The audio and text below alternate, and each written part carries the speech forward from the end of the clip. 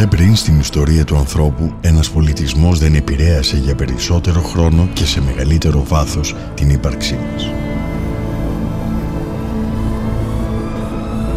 Δεν υπάρχει καμιά κοσμοθέαση και κουλτούρα του δυτικού κόσμου που δεν έχει ενσωματώσει την αρχετυπική αρκαδική μυθολογία.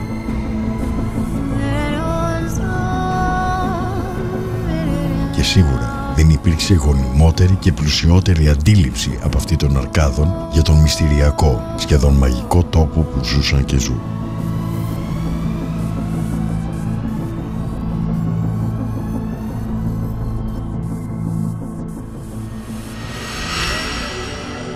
Ποιος είναι τούτος ο πανίσχυρος μύχιος πόθος που κάνει περισσότερες από 126.000 επιχειρήσεις να περιέχουν στον τίτλο του τη λέξη Αρκαδία?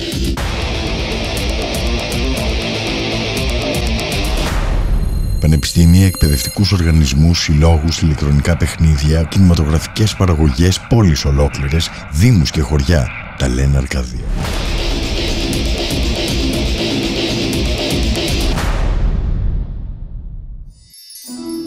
Γιατί αυτό το πανάρχαιο πολιτιστικό ποτάμι της Αρκαδίας κατέκλυσε τον κόσμο?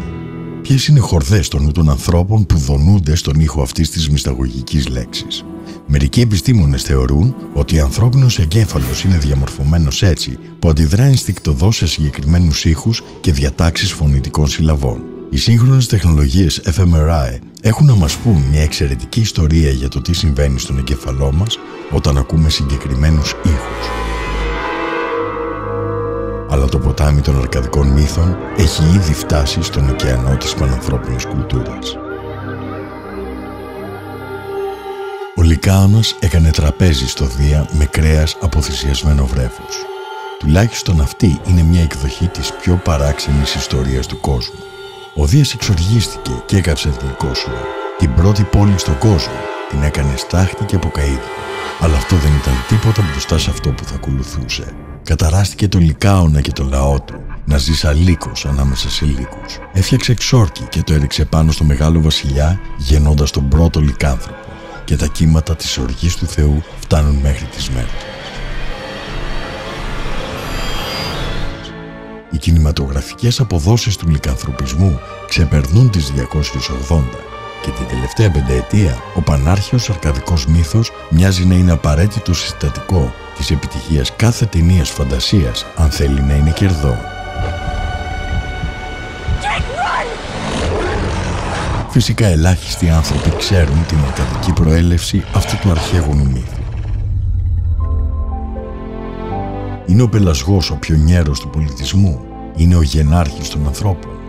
Αντίθεον δε πελασγών, εν η ψυχή μη συνόρεση, γέα μέλενα ανέδοκε, είναι αθνητών γένωση.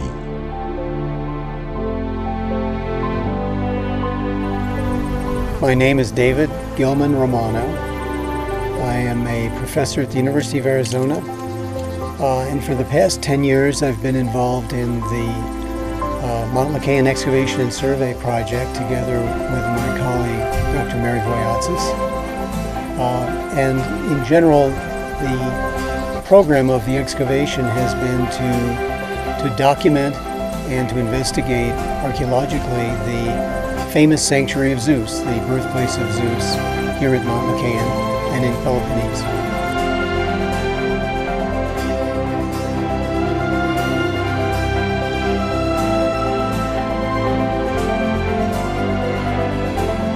Ποια είναι λοιπόν η πραγματική ιστορία πίσω από τους μύθους? Πότε πραγματικά χτίστηκε η Λυκόσουρα και γιατί ο Παυσανίας και η αρχαία γραμματεία την θεωρούν την πρώτη πόλη των ανθρώπων στη γη και τη θάλασσα? Τι μυστικά κρύβει κατωθέτω το πυκνόδεντρο χαλί των βουνών της αρκαδικής γης? Υπάρχουν τεκμηριωμένες υποθέσεις που κάνουν το οικοδόμημα της καθεστικής αρχαιολογικής θεώρησης ανασφαλές. Το πλαίσιο χρόνου της τρέχουσας χρονολογικής αναφοράς μπορεί να είναι εκτός ιστορικής πραγματικότητας. Γιατί οι άνθρωποι ήθελαν τους θεούς να γεννιόνται στην Αρκαδία?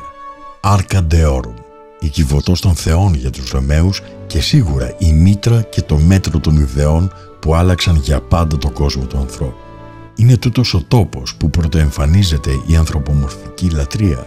Είναι εδώ που έγινε το πρώτο βήμα έξω από το ημίφος του αρχαίγονου παγανισμού.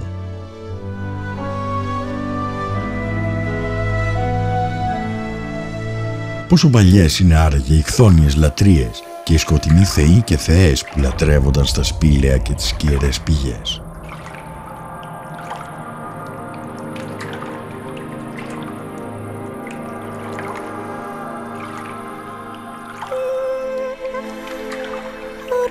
Όσα κι αν μάθεις για την Αρκαδία, όσο κι αν παλέψεις να την ονειρευτείς, όσο κι αν προσπαθήσεις να ακούσεις τον απόϊχο των μύθων της, έχεις μόνον έναν τρόπο για να ακούσεις την καρδιά της, να ανασάνεις τον αέρα που ανασένει, να βιώσεις τη μαγεία που αποπνέει ο κήπος του Θεού. Είναι να αφαιθείς στη δασωμένη αγκαλιά της, να σταθείς ακούνητος πάνω στην ιερή της γη και να φουγκραστείς, να τη βιώσεις, έστω και για μια μέρα στη ζωή σου, να μη σταγωγηθείς.